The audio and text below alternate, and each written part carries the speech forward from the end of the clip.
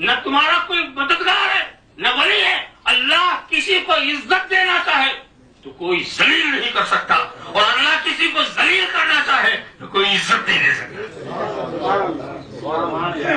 خدا سے لڑ کر کے کوئی تمہاری مدد کرے، خدا سے لڑ کے باغی ہو کے تمہارا دوست بن جائے، خدا سے باغی ہو کر تمہارا مددگار ہو جائے، تو خدا کا مد مقابل ہو کر نہ تمہارا کوئی ولی ہے نہ تمہارا کوئی مددگار ہے.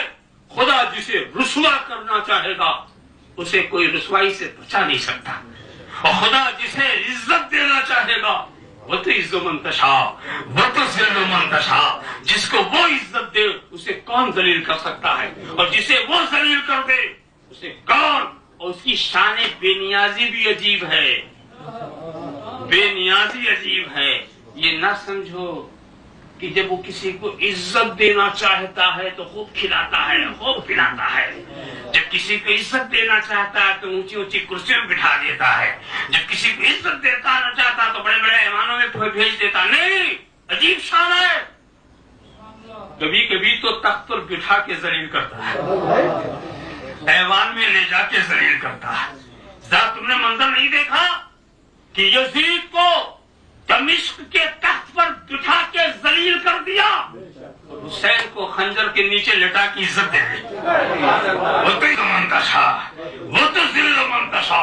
جس طرح سے کبھی عزت دینے پر آتا ہے تو بھوکے کو عزت دے دیتا ہے، پیاسے کو عزت دیتا ہے، کھانے والے کو ذلیل کر دیتا ہے، پینے والے کو ذلیل کر دیتا ہے. تو عزت دینے کے لیے اور یہ بھی سمجھو ذلیل کرنے کے لیے یہ اس کی مرضی ہے نہیں کہ بہت بڑی طاقت استعمال کرنے کی ضرورت ہے، کچھ بھی نہیں. نہ بچانے کے لیے طاقت استعمال کرنے کی ضرورت، نہ ذلیل کرنے کے لیے. وہ تو عجیب شان پہ نیازی رکھتا. وہ موٹے موٹے ہاتھی والے آئے تھے نا، وہ ابرہا کا لشکر آیا تھا تو کیا ہاتھی والوں کے مقابلے میں خدا نے اونٹ والوں کو بھیجا؟ کیا اس سے بڑا کوئی جانور بھیج دیا؟ ہاتھی والوں کو فنا کیا کیسے؟ چھوٹی چھوٹی کے نہیں. آج تک سائنسی دنیا یہ پتہ نہیں لگا سکی وہ کون سے ایٹمی ذرات تھے، وہ کون سے ایٹمی ذرات تھے جو دوست دشمن میں بھی فرق کر رہے. جس کو مارنا ہے وہی مر رہا ہے، جس کو ہلاک کرنا ہے وہی ہلاک ہو رہا ہے. سب سے پہلا ایٹمی حملہ وہی ہوا تھا، ہوائی حملہ. ابھی وہاں تک ہماری سائنس نہیں پہنچ سکی. دیکھا آپ نے ذلیل کیا. نمرود کو جب ذلیل کرنا ہوا تو اس کے لیے لشکر نہیں، ایک مچھر وہ بھی لگڑا گھس گیا ناک میں، پہنچ گیا ناک میں. اشارے سے مرنے والا دماغ میں محفوظ. اور اس کے بعد پھر دیکھیں ذلت کی بات دیکھو کہ جب وہ لنگڑا کاٹتا تھا تو اس کا علاج یہ تھا کہ اس کو جوتے مارو. تو جو لوگ پوجا کرتے تھے وہی جوتے بھی مارتے تھے. پوجنے والے ہی سے جوتا پڑا. جب جوتا مارتے تھے تو بچہ خاموش ہو جاتا تھا، تو اس کو سکون مل جاتا. پھر جہاں جوتا رکا پھر شروع. ایسے ہی میں وہ ہلاک ہو گیا. ویسے ہم کو بھی ایک نسخہ مل گیا کہ کسی کے دماغ میں ایسے کیڑے پڑ جائیں. ایک پرانا نسخہ ہے،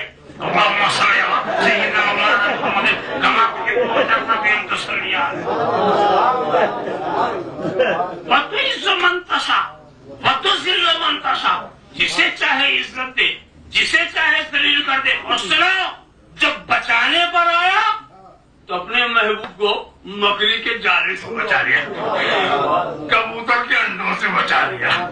کیا شان رکھتا ہے، بچانے کی شان بھی نرالی. عقل پر پتھر پڑ گئے، پتھر کے نیچے نہ دیکھ سکے. دیکھا آپ نے، وَتُعِزُّ مَن تَشَاءُ وَتُذِلُّ مَن تَشَاءُ.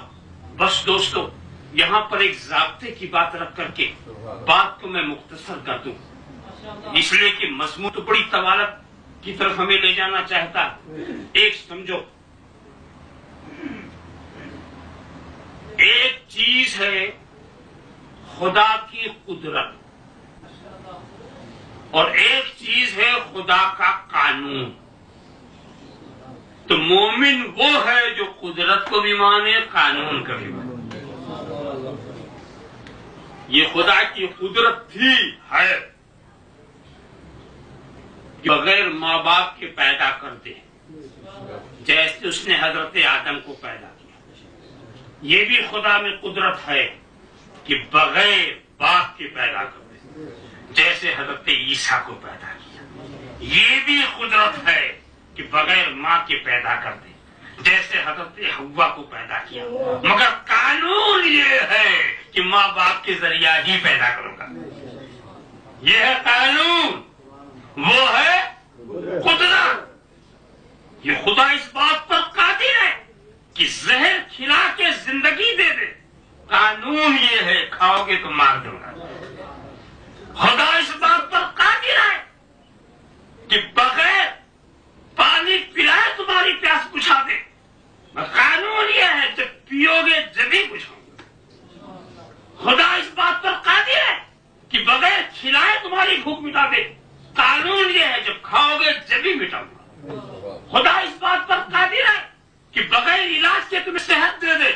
قانون یہ ہے جب علاج کرو گے تبھی صحت دوں گا. تو قانون کو بھی مانو قدرت کو بھی مانو. خدا اس بات پر قادر ہے کہ ساری کائنات کو ہدایت دے دے، مغفرت دے دے، نجات دے دے.